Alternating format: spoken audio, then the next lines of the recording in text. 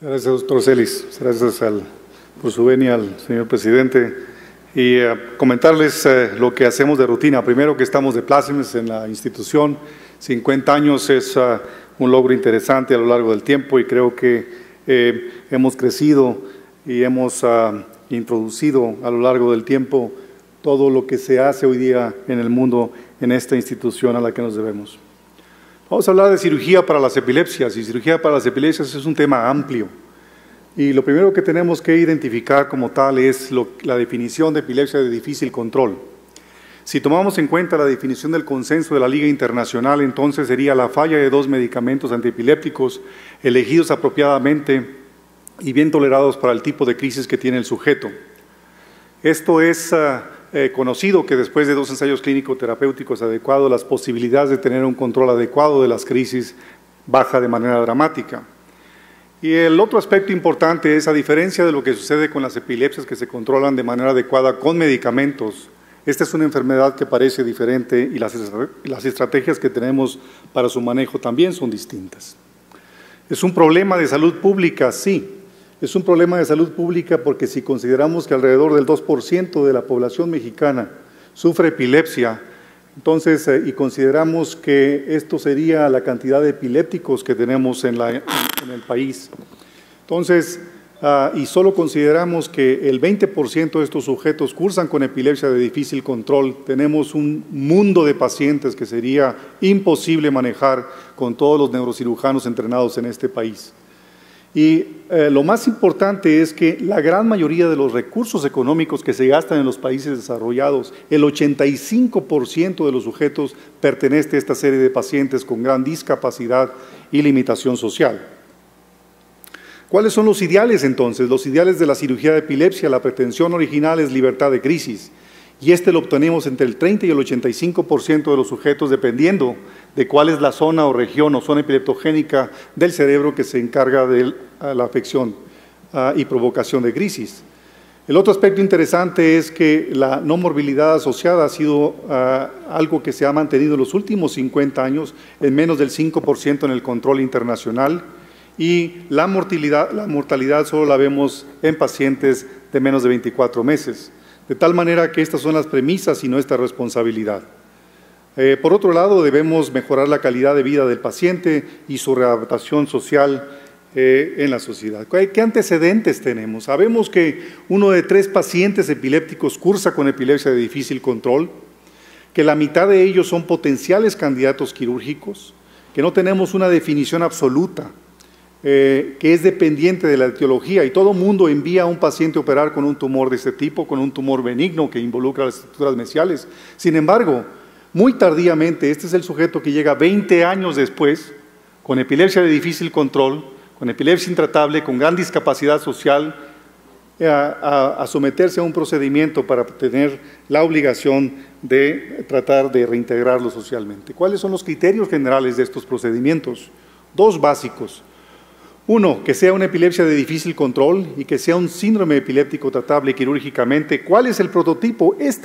Las estructuras mesiales del lóbulo temporal involucradas, y lo que hacemos son este tipo de remociones en bloque.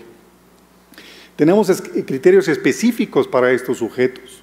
1 es para cada tipo de paciente, para el tipo de epilepsia y por supuesto para el tipo de cirugía, y nuestra obligación es definir la relación que existe entre esta zona epileptogénica y la zona de área elocuente que puede involucrar memoria, lenguaje, etcétera, y que la modificamos con una desconexión o desaferentación. Pero vean ustedes aquí lo que conocemos. A lo largo del tiempo, si usted tiene un paciente con una esclerosis hipocampal, las posibilidades de controlarlo con medicamentos después de 10 años es solo 11%. El 90% de estos sujetos continuarán presentando crisis y se irán relegando socialmente. Mientras si usted tiene un paciente con una epilepsia idiopática generalizada, prácticamente estará en control muy adecuado de sus crisis a lo largo del tiempo. ¿Por qué es importante la cirugía de epilepsia del lóbulo temporal entonces? Por estas características esenciales. Es la cirugía más frecuente en el mundo, es la que logra los mejores resultados, es la que no requiere tantos emolumentos para el tratamiento de ella, y hay centros específicos en el mundo que solo se dedican al manejo de estos pacientes. ¿Qué sabemos además? A partir del 2001, esto es un estudio metaanálisis que ha demostrado que el impacto de la cirugía es totalmente diferente al manejo farmacológico a lo largo del tiempo. De tal manera que con esta demostración tan fehaciente, con medicina basada en evidencias, hemos aprendido que la referencia de los pacientes debe ser más temprana. Sin embargo, independientemente de que la presentación de este artículo seminal de Sam Wiebe en 2001, la referencia a lo largo del tiempo, y esto está señalado para el año pasado, no ha variado en el mundo. ¿Qué quiere decir? Pues que somos ignorantes y que no hemos aprendido que la selección de los sujetos es vital para ellos. Los pacientes que tienen recién diagnóstico tienen una forma muy peculiar de estudio y manejo, y luego cuando vamos a tratamiento farmacológico la pretensión es libertad de crisis.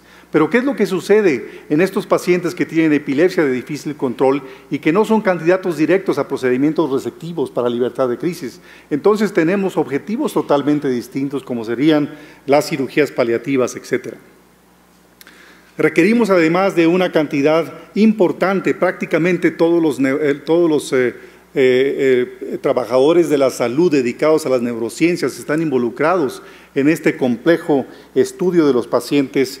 Y entonces hemos descrito este protocolo de evaluación de estudio prequirúrgico para determinar y presentar a estos pacientes en un comité y después ofrecerle cada uno de estos procedimientos que a lo largo del tiempo han sido introducidos y modificados de manera global también en nuestra institución. Esta es la forma habitual de que hacemos un procedimiento, hacemos electrocorticografía transoperatoria, delimitamos la zona específica, colocamos electrodos profundos y luego la resección, como ustedes la pueden ver aquí, y con imagen de resonancia vemos la calidad y la cualidad de la resección de estos sujetos. Para el 2001 introdujimos dentro del armamentario quirúrgico un nuevo abordaje que era la resección trans T3. Es una resección selectiva muy basal que nos ha rendido frutos interesantes y nos ha permitido compararnos con otros autores que hacen procedimientos minimalistas en cirugía de epilepsia del lóbulo temporal de manera específica. Pero nos seguimos preguntando a lo largo del tiempo si esto era el ideal. Y entonces, a través de pacientes que pudimos operar específicamente con lesiones del giro parihipocampal y lo seguimos a lo largo del tiempo, notamos que estos pacientes no solo teníamos un control total del tumor, sino también un control total de las crisis. Y con esto, la racionalización de realizar un procedimiento minimalista que solo pudiese resecar la región parihipocampal preservando las estructuras mesiales del lóbulo temporal, y esto lo hemos presentado comparando la resección selectiva contra la parihipocampectomía y el resultado quirúrgico prácticamente es el mismo.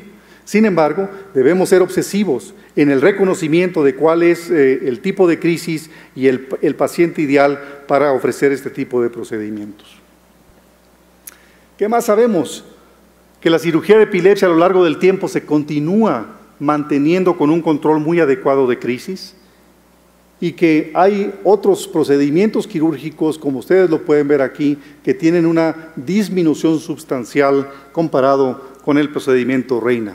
Cuando vemos nuestros pacientes, 100 niños con patología estructural en las estructuras mesiales del lóbulo temporal y hemos aprendido que la gran mayoría de estos sujetos se encuentran en clasificaciones con control de crisis o con crisis raras. Y que no tenemos pacientes en clase 4, es decir, aquellos sujetos que continúan presentando crisis o pudiesen aumentar después de un procedimiento a lo largo del tiempo. Comparado con 200 adultos, en los cuales el 72% están en clase 1A y el 50% de estos sujetos prácticamente sin medicación. Sin embargo, 5% de estos sujetos se encuentran en clase 4 y esto quiere decir que incidimos de manera muy pobre en ellos. La morbilidad de estos padecimientos y la mortalidad se ha mantenido por debajo del rango internacional. Pero este cartón que hemos planificado a lo largo del tiempo creo que explica mejor lo que tenemos que hacer y nuestra obligación como médicos. La epileptogénesis aumenta en el tiempo. Esto quiere decir que entre más veces convulsione un cerebro o tenga crisis focales, sin expresión convulsiva y desconexión, tenemos un efecto quirúrgico mucho mayor cuando este fenómeno empieza. Pero si los seguimos en el tiempo y los operamos de manera temprana, el impacto de la cirugía es mucho mayor que en aquellos sujetos que los vemos tardíamente. De tal manera que nuestra obligación es saber el punto de corte donde el paciente va a recibir un beneficio impactante en un control total de crisis, que podemos modificar su calidad de vida, etcétera. Vean ustedes, las resecciones extratemporales son las resecciones clásicas con las que se empezó Horsley y Clark en 1886. Estos son los procedimientos alternativos que tenemos, que son relativamente frecuentes. Son procedimientos más para niños, son resecciones muy extensas en el cerebro, son lesiones que nos permiten ser limitantes en el caso de hemisferios dominantes. Como ustedes pueden ver aquí, la relación que existe entre una lesión y el área de movimiento de la mano o del lenguaje, etcétera. Pero de las cosas que vemos a lo largo del tiempo es que estos procedimientos siguen siendo válidos y, por supuesto, superiores en el control de las crisis comparado con cualquier forma de tratamiento farmacológico. Algunas bondades de la técnica que nos permiten tomar decisiones adecuadas y que nos permiten modular el tejido cerebral sin dañarlo y solamente desaferentando la sustancia blanca. 110 pacientes de nuestra serie, seguidos a lo largo del tiempo, en que ustedes pueden ver el impacto que tenemos para las epilepsias frontales, 50% en control total de crisis, y otros pacientes en 4A y 4B. Esto quiere decir que la reducción de los sujetos fue alrededor del 60%, y estos son pacientes, el 15% de ellos, que independientemente del procedimiento que hicimos, no modificamos la historia natural.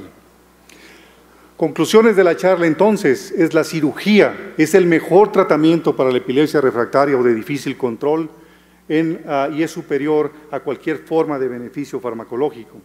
En segundo lugar, los efectos benéficos a corto y largo plazo son similares y duraderos. Y el otro aspecto interesante es que 25% de los sujetos pueden suspender la medicación y que el control temprano de las crisis es un indicador crucial. Debemos abocarnos a la parte primaria de estos sujetos, de tal manera que el mensaje es esto: la cirugía de epilepsia es el tratamiento más efectivo en los sujetos que cursan con epilepsia de difícil control. Las conclusiones para epilepsia extratemporal son lesiones difíciles de localizar la zona de inicio ictal y la zona epileptogénica en epilepsias extratemporales, frecuentemente requieren recursos onerosos del Estado y que pueden causar gran discapacidad. Pero la identificación temprana y la cirugía temprana es el reto que tenemos que seguir con estos pacientes.